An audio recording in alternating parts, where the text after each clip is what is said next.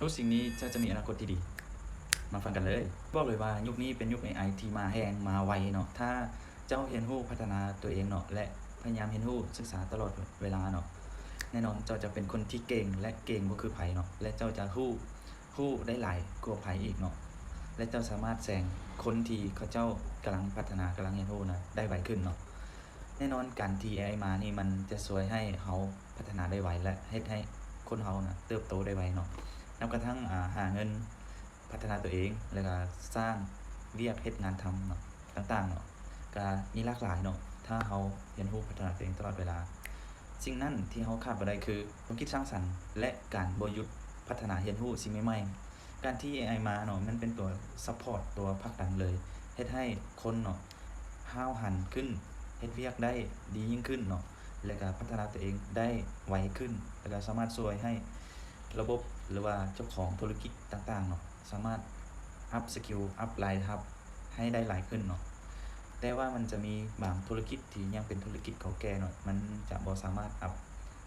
บนนั้นได้เนาะมันต้องได้ใช้ให้งานคนมาใช้และมันจะใช้เฉพาะบางส่วนที่มันสามารถใช้ได้เนาะแต่บ่ต้องกังวลว่า AI มันจะมาญาติเวียกเขาทุกเวียกเนาะเพราะว่า AI มันบ่สามารถเรียนรู้ในมนุษย์ได้เนาะนอกจากมนุษย์จะป้อนข้อมูลให้มันเรียนรู้เนาะ AI มันบ่สามารถเรียนรู้นั่นก็คือความซื่อสัตย์หรือว่าความเมตตาของมนุษย์เนาะความพยายามความรู้สึกเนาะมีสติปัญญาของมนุษย์เนาะความรู้สึกแบบใดเนาะที่มนุษย์มีเนาะมันจะบ่ได้รู้สึกแบบนั้นเนาะและความเป็นตัวตนของมนุษย์เนาะมันแสดงบ่งบอกถึงตัวของมนุษย์เลยตัวอย่างคือเราจะเอาข้อมูลของเราเนาะไปใช้เป็นวิดีโอบ่เดี๋ยวนี้ก็มี AI เจนเป็นวิดีโอหลากหลายเนาะแต่ว่ามันบ่ได้บ่งบอกถึงความรู้สึกเนาะมันจะเอาออกเป็นข้อมูลเลยinput เป็นข้อมูล output เป็นข้อมูลเนาะเพราะสุดท้ายแล้ว AI ก็ต้องใช้คนและคนก็ต้องใช้ AI เนาะให้มันอยู่ร่วมกันได้เนาะแล้วก็สามารถใช้ AI ให้เกิดประโยชน์เนาะและสามารถเป็นแรงที่สองของมนุษย์เนาะสามารถให้มนุษย์เฮ็ดเวียกได้สะดวกสบายขึ้นเนาะและถ้าเราอยากจะพัฒนาเนาะและให้ AI ช่วยเราเฮ็ดเวียกเนาะมันก็บ่ยากเลยเนาะเดี๋ยวนี้ขอแต่เราพัฒนาตัวเองเนาะเรียนรู้สิ่งใหม่ๆที่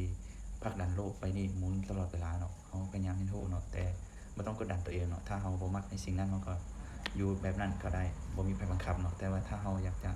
ก้าวกระโดดจากชีวิตเดิมเนาะจากความคิดแบบเดิมเนาะเราก็ควรพัฒนาตัวเองเนาะฉะนั้นเราอย่าหยุดพัฒนาตัวเองเนาะเรียนรู้ตลอดเวลาในขณะที่เราอยู่กับที่เนาะแต่ในโลกที่เขาเจ้าเอา AI มาใช้เนาะเขาเจ้าแบบก้าวกระโดดเลยและไปไวที่สุดเนาะแต่เรายังอยู่จุดเก่าเรายังบ่รู้ว่าแต่ณตอนนี้เรายังกังวลกับอาชีพกับการเงินกับเงินทองของใช้เนาะยังบ่เพียงพอเลยเนาะดังนั้นเราควรเรียนรู้เอาเทคโนโลยีนี้เนาะมาประยุกต์นำใช้ให้กับตัวเองเนาะเพื่อให้เกิดประโยชน์เนาะเดี๋ยวนี้ก็มีช่องทางที่หลากหลายเนาะสามารถหารายได้โดยการใช้เครื่องมือ AI หรือว่าใช้ช่องทางโซเชียลมีเดียต่างๆเนาะหรือว่าผ่านเว็บไซต์หลากหลายเลยเนาะถ้าเรารู้นำใช้มันก็สามารถเกิดประโยชน์ต่อเราได้เนาะฉะนั้นควรเรียนรู้พัฒนาตัวเองตลอดเวลา